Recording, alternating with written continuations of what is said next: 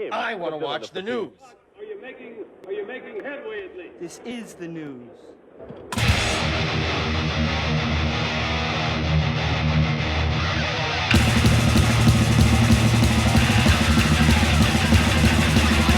Smack-a-macabre! It's time for the only news that matters. Desmond Child recalled how Kiss wanted to distance themselves from him when he started working with other rock and roll big names like Bon Jovi and Aerosmith, noting how Gene Simmons strongly disliked the song I Was Made for Loving You. Back in 1979, the now world-famous Dynasty lead single showed Kiss in a completely different light when compared to classics such as Deuce, Black Diamond, and God of Thunder, with disco and R&B elements taking over the hard rock edge of the songs. Still, it went on to become the band's second gold single, as well as one of the most widely known songs from their catalog. It is also one of Desmond Child's calling card babies, who had hit it off with Paul Stanley shortly beforehand, asked in a recent interview on the Appetite for Distortion podcast to comment on Gene's infamous efforts to distance the Kiss brand from Desmond Child after the collaboration. The songwriter said, it ended up as Kiss's biggest international hit. Gene never liked it because he felt that was off-brand. But I also love combining styles, and I've done that to great success with I Was Made for Loving You, which had a big share of Motown in it, like the Four Tops, Standing in the Shadows of Love. It sort of got into this song where Paul really got into it because he's a big fan of R&B. And Gene's taste is more hard rock, so he always disdained that song. As for what Gene did after I Was Made for Loving You was a success, Desmond said, it was kind of a gimmick for him. He went on radio saying, "We paid guards to keep Desmond Child out of the studio when they made this album called The Elder. They hadn't used any collaborators because Aerosmith, Bon Jovi, and everyone had started working with me, and they wanted to be opposite that. So they were trying to make a point like they were the real rockers and they didn't need the collaboration like Desmond Child, and he kept saying it in 100 different interviews, so it became like a gimmick. So after Desmond brought the issues up with Paul Stanley, who, as he recalls, simply said, "I can't control what Gene says," the songwriter eventually got a response from the demon himself. "I came home later that day, and on my answer machine was like 4 words. Hi, it's Gene. Sorry." And click. And I say in my book, apology accepted. While Gene disliked I Was Made for Loving You, earlier this year, Gene Simmons, in his true Gene Simmons fashion, shed some light on his distaste for the song, recalling how Paul tried to sell him on it, and the bassist says, "Paul walks in, I got a song for you."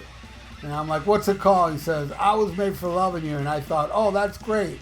What's the first line?" He said, "Tonight, I'm going to give it all to you." And I'm like, "Wow, that's awesome. What's the second line?" He said, "I want to give it all to you. Oh yeah, I know what it is. That's cool. It's darkness. It's the darkness that rocks. Then what?" Then something I wanted to do that really is cool. And he thought, "What's my part?" And he goes, "This part. Do, do, do, do, do, do, do, do." And he's like, "No, come on. I'm the God of Thunder. What's my part?" "No, that's it. Do, do, do." And I hate it to this day.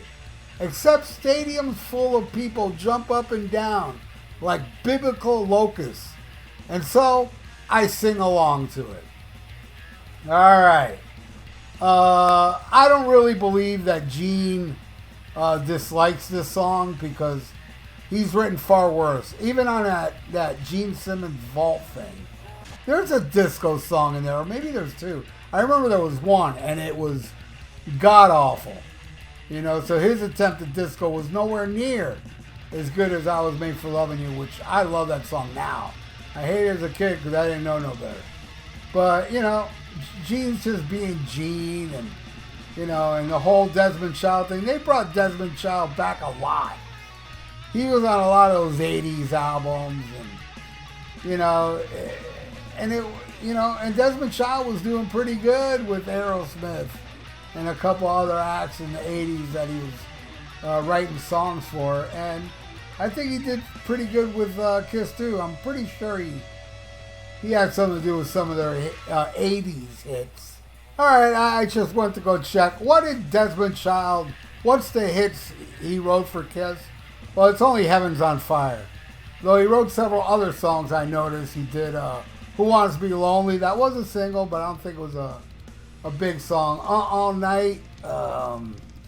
Bang Bang You, one of the worst Kiss songs ever. He had something to do with that. And I think he did King of the Mountain and a couple other ones, but Heaven's on Fire is only hit, and that's a great song. Absolutely love that song. But, you know, Hide Your Heart and stuff like that. No, thank you. Absolute garbage.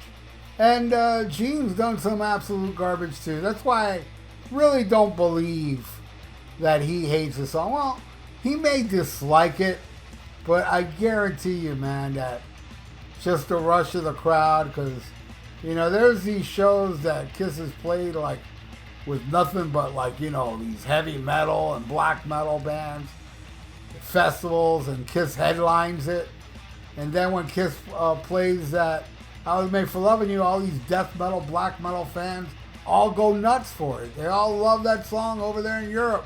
Doesn't matter how metal you are and stuff like that.